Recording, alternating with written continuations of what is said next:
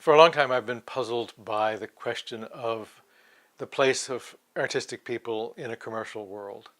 And when I was young, this was a real problem for me because I wanted to be a writer. I was drawn to poetry. It was clear that this was not a good way to make a living. Um, and so the question is, what is it about a lot of artistic practice that makes it incompatible with the dominant economy?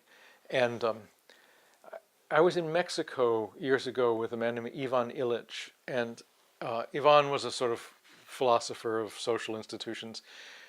But the people around him introduced me to anthropology on gift exchange as a kind of commerce. And so in many tribal communities and peasant communities, and actually in lots of places, you find that property is not treated as something that you buy and sell, but is given as gifts.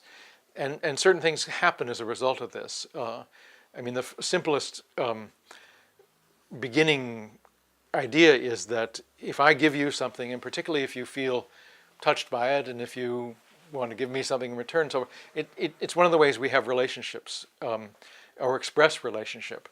Or to say this the other way around, part of the virtue of commodity exchange is that you can have no relationship. I can travel from here to California and eat in 1,000 restaurants and never know or care about anybody because it's all cash. So that's good if you want to travel. But if you want relationship, gift exchange comes in. And then also, it's not just one person and another person. Gifts in the literature circulate in communities. They are community-genic. They form communities.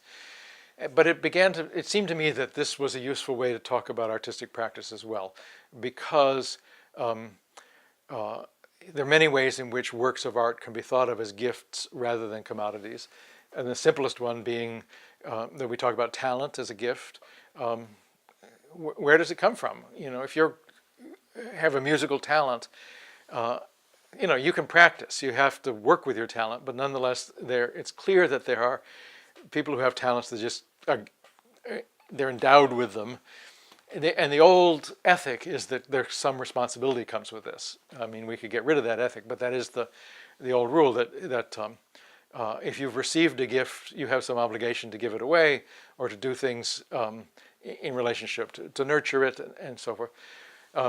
Also, artists, as they make their works, first of all, they often are in a tradition and they have received from artists who came before them. There's a wonderful line in Bob Dylan's autobiography when he first listens to Woody Guthrie records, and he said, "They made me feel more like myself than ever before." He's a kid who's 18 or 19 years old. And what is the self that suddenly feels like itself when it hears another singer? Well, this guy is made to be a songwriter, and an earlier songwriter awakens his gift, as it were. So there's that tradition piece of gift exchange.